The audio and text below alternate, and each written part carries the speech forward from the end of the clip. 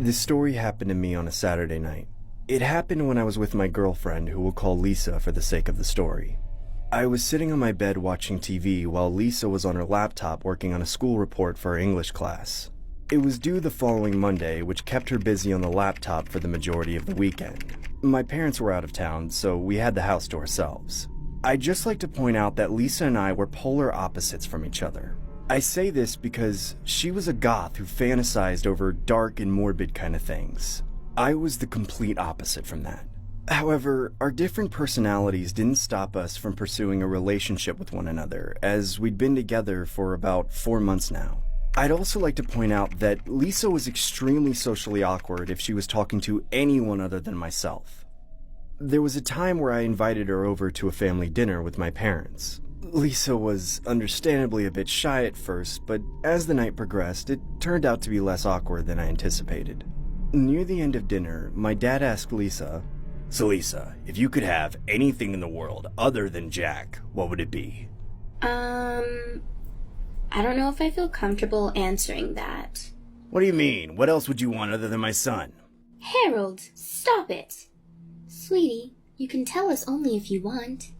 I could tell Lisa was getting uncomfortable about the impromptu interrogation my parents decided to have by the look on her face. Well, it's complicated. To be honest, I was a little taken back by that statement, as I thought I knew everything about her. I decided to chime in saying, what do you mean, Lisa?"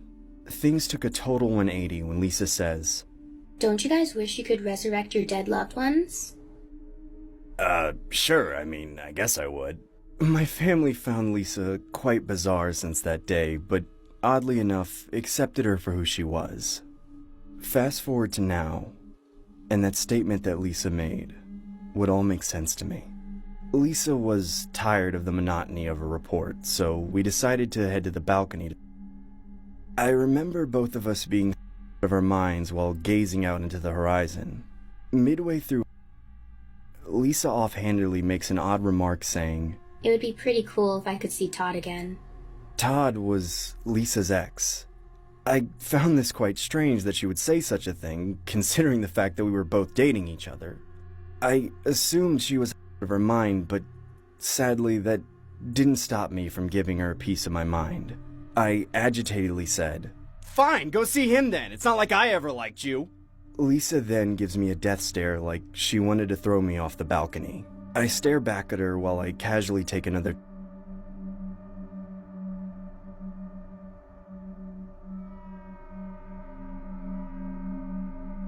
A long pause of awkward silence occurred, but then I had a nostalgic moment.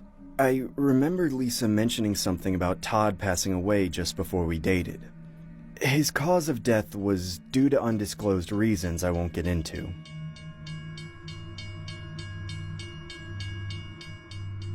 Everything Lisa was saying all made sense now. She was just expressing that she wanted to see Todd again since he was no longer here with us. I attributed my lack of memory to being in my mind, which helped make the mishap more plausible, so I extend my arm to pass the to Lisa. She then slaps the out of my hand and aggressively says, He was better than you anyway. I had gotten into arguments with Lisa in the past, but I could tell she was at her boiling point this time. She then storms out of my place and immediately gets into her car. Despite being wrong in the situation, I stupidly shouted from the balcony saying, "Fine, have fun fishing on Tinder, loser!" She then flips me the bird and begins driving off into the distance. I eventually head back to my bedroom and continue to watch TV. About 5 minutes later, I couldn't help but feel guilty about what I did. I then decide to text Lisa saying, "Please come back to my house. I'm not trying to fight. I also have a free place and more in case you forgot." A couple minutes go by and I get no reply. That's when I start becoming more anxious. I kept contemplating whether I should call Lisa, but I didn't want to submit to the fact that I was begging for her forgiveness. I continued watching television. That's when I noticed Lisa's laptop sitting on my computer desk. She had stormed off and obviously forgot to take it with her.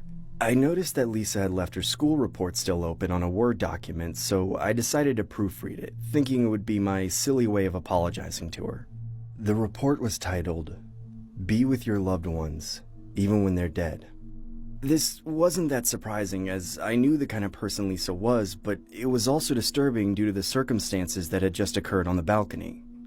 I skimmed through the report and find Lisa talking about a relationship and how she wasn't internally happy and needed some sort of closure.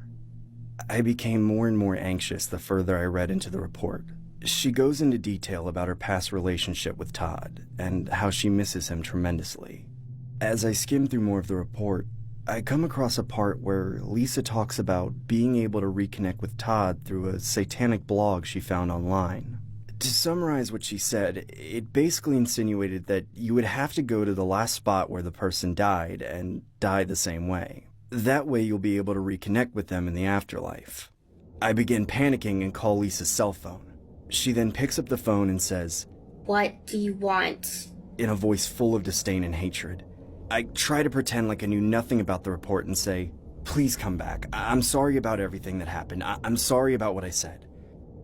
"There's no coming back from this, Jack." That's when I hear the sound of a train honking from a distance. My heart dropped and I yelled, "Lisa, where the hell are you?" "Where I should have been all along."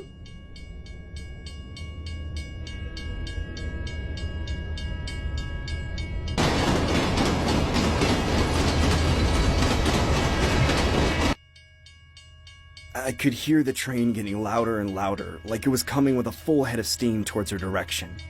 I began shouting, "Lisa, get the hell out of there! Lisa, please, I'm sorry!"